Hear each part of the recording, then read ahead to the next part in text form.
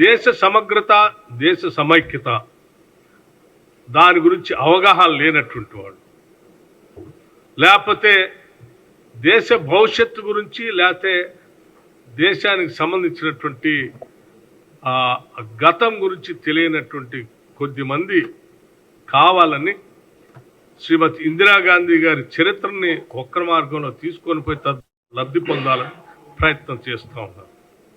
దేశాభిమానం ఉన్నటువంటి వాళ్ళు కానీ, దేశ సమగ్రత సమైక్యత మీద ఏమాత్రం అవగాహన ఉన్నా కానీ ముందుగా అందరూ ఆ సమగ్రత సమైక్యత కోసం తన ప్రాణాలని తృణప్రాయంగా అర్పించినటువంటి శ్రీమతి ఇందిరాగాంధీ గారికి చేతులెత్తి నమస్కరిస్తారు తప్ప ఆమెను తప్పుగా చిత్రించడానికి ఎవరు ఒక్కడు కూడా ప్రయత్నం చేయరు.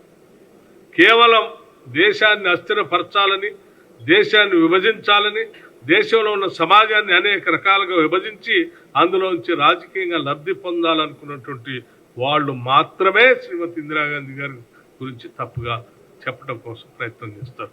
అటువంటి వాళ్ళు ఎప్పుడు కూడా ఈ దేశానికి ప్రమాదకరమే.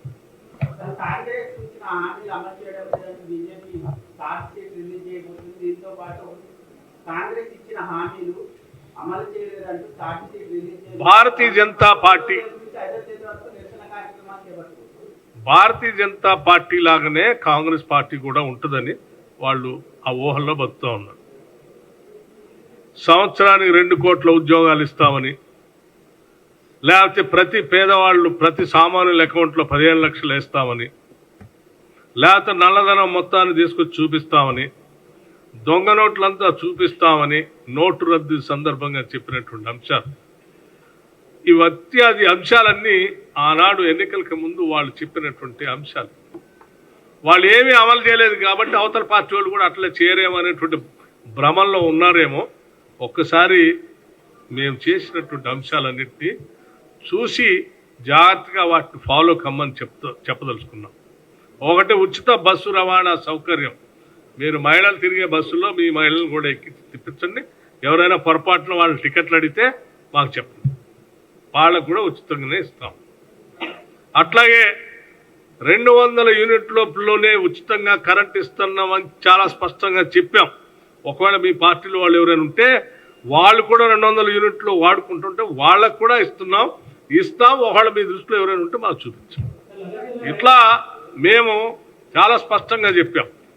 రాష్ట్రంలో నిరుద్యోగ యువతీ యువకుల కోసం ఉద్యోగాలు ఇస్తాం. చాలా స్పష్టంగా మేము పబ్లిక్ సర్వీస్ కమిషన్ ప్రక్షాళన చేస్తామని చెప్పి ఈరోజు ప్రక్షాళన చేయటమే కాదు, ఉద్యోగాల క్యాలెండర్లు ప్రకటించడమే కాదు, యూపీఎస్సీ మోడల్లో ఈరోజు పబ్లిక్ సర్వీస్ కమిషన్ని ముందు తీసుకొని పోతున్నాం. ఎవరు కాదన్నా అవునన్నా ఈ రాష్ట్రంలో ఉన్న నిరుద్యోగ యువతీ యువకులందరికీ తెలిసింది. ఇప్పటికే 55,000 ఉద్యోగాల్ని రిక్రూట్ చేశాం, క్యాలెండర్ ప్రకటించాం, ముందుకు పోతా ఉన్నాం. అట్లా ఒక్కొక్క అంశాన్ని తీసుకొని ముందుకు పోతూనే ఉన్నాం. చివరికి ఇందిరమ్మ ఇళ్లకు సంబంధించి కూడా మేము ప్రతి పేద కుటుంబానికి 5 లక్షల రూపాయలు ఇస్తామని చెప్పాం. ఈ దీపావళి సందర్భంగా ప్రకటించి దానికి కావాల్సిన కమిటీలు కూడా వేసి సర్వే కూడా జరుగుతాం. ఇవన్నీ కూడా ఒకదాని తర్వాత ఒకటి చేసుకుంటూ పోతూనే ఉన్నాం.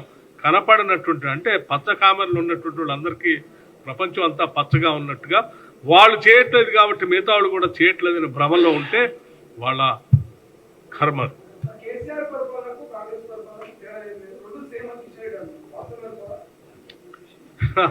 అదే అంటున్నా నేను. అంటే కేసీఆర్, కిషన్ రెడ్డి గారు, భారతీయ జనతా పార్టీ ఒకటే కాబట్టి వాళ్ళకి అట్లాగే కనిపిస్తుంది. రాష్ట్ర ప్రజలందరూ తెలుసు.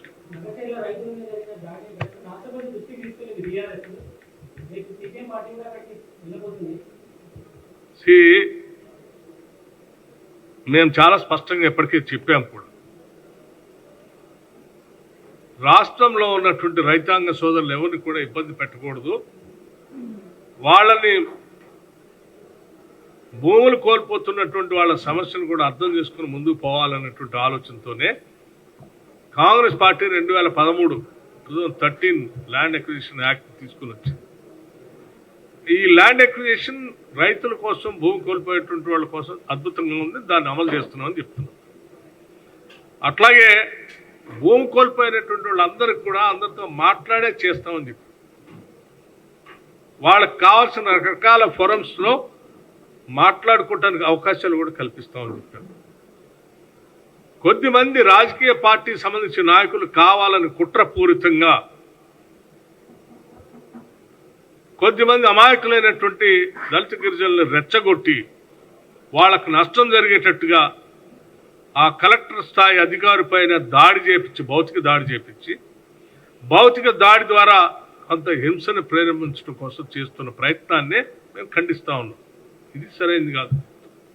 మీలాగా బలవంతంగా మేము ఎక్కడ ఎవరు భూములు లాక్కోలేదు. మీలాగా ఆనాటి కాంగ్రెస్ ప్రభుత్వాలు పంచినటువంటి దాదాపు 24 లక్షల ఎకరాలు అసైన్ చేసినటువంటి భూముల్లో హైదరాబాద్ చుట్టూ పరిసర ప్రాంతాల్లో దాదాపు నాకు తెలిసే కొన్ని నియోజకవర్గాలకు సంబంధించి 1-2 నియోజకవర్గాలకే 10,000 ఎకరాల పైబడి ఈ అసైన్ ల్యాండ్ భూములు గుంజుకొని ఆక్షన్ చేసినటువంటి దుర్మార్గులు మీరు. లేఅవుట్లు అమ్ముకున్నటువంటి దుర్మార్గులు మీరు. ఏ ప్రభుత్వ అవసరాల కోసం పరిశ్రమలు పెట్టడానికో కాకుండా చివరికి వాటిని అసైన్ చేసినటువంటి భూములు వెనక్కి తీసుకొని లేఅవుట్ల ద్వారా మీరు మిగతా వాళ్ళకి అమ్మి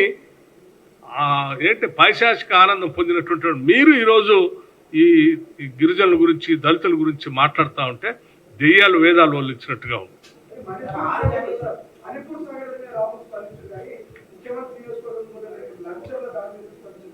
బ్రదర్, అన్నిటి మీద స్పందిస్తాం.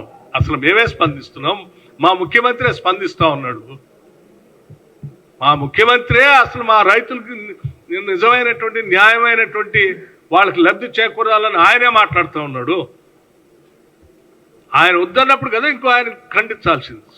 మేమేమి ఇయ్యాలని మేము పోరాటం చేస్తూ ఉంటే, రైతులకు న్యాయం జరగాలని ఆయన చూస్తూ ఉంటే, రైతులకు ఉద్యోగాలు వాళ్ళ కుటుంబ సంబంధించిన పిల్లలకు ఉద్యోగాలు రావాలని ఆయన చూస్తూ ఉంటే, మీరు అవన్నీ ఏం జరగకుండా అక్కడ హింసను ప్రోత్సహించి ఏదో కార్యకలాపాలు చేయాలని ప్రయత్నం చేస్తున్నారు. మీరేం రాజకీయం కోసం చూస్తూ ఉన్నారు.